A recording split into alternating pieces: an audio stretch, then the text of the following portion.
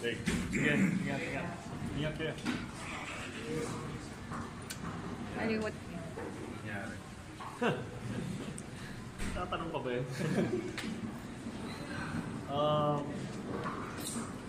Well, obviously they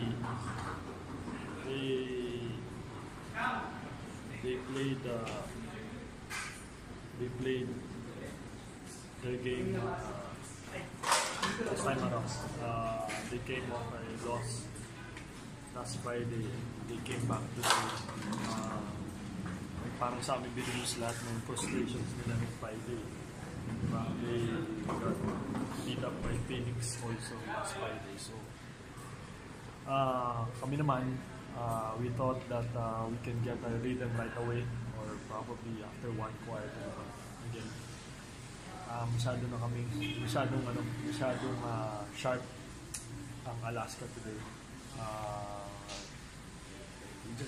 I just have to give credit really to their players and the coaching staff. Today's game, talagang they came out really aggressive and talagang they really prepared for this game. After a loss, parang usually medyo ngapa pa eh. Sila from the start of the game, very sharp sila. So, and kami naman, coming off a 3 weeks na pahinga. So, medyo nabaon din. But again, that's not an excuse. Probably offensively, pwede maging excuse na wala ka sa rhythm. Pero I think defensively, hindi ka naman dapat wala sa rhythm sa defensive. So, yun yung naging problema namin in today's game. First quarter pa lang, medyo mataas na yung bigay natin scores. It's not our game. So, marami kaming natutunan again for this game and we just have to be ready again. But the thing is, yung laro namin next week na ulit eh. So, pahinga na naman. Diba? Sana lang may game kami to the next game sa agad. Pero wala, it's how it is. So, that's beyond our control. So, you just have to be ready every game talaga. We cannot afford to get the rhythm sa game. Kailangan sa practice pa lang makuha na lang. Yun lang. And I think hustle, lahat ng nakita nyo sa game na ginawa ng Alaska, kabaliktaran ginawa na. So, kaya we end up losing by how many points? 20...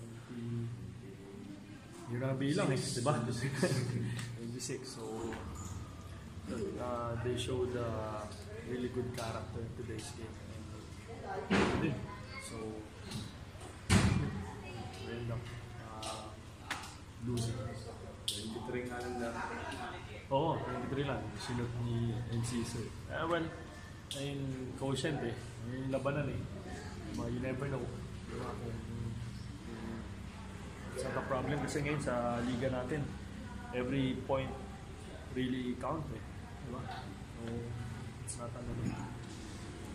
an issue. So you didn't take it personally? Kasi that's the rule na eh. I mean, gano'n na yung labanan yun kasi every point counts talaga in today's game. So, doesn't matter if you're up by 30 or down 20, unless it's a playoff game na wala ka naman hinahabol na playoff na quotient. But I'm more concerned on how we lose the game. It's okay to lose, but para sa akin, concern ko, hindi dapat ganito matalo. Effort, walang character team, wala kaming ginawang, diba? Parang pumunta lang kami, naglaro kayong basketball. Iba naman, anong feeling na in-honor lahat nung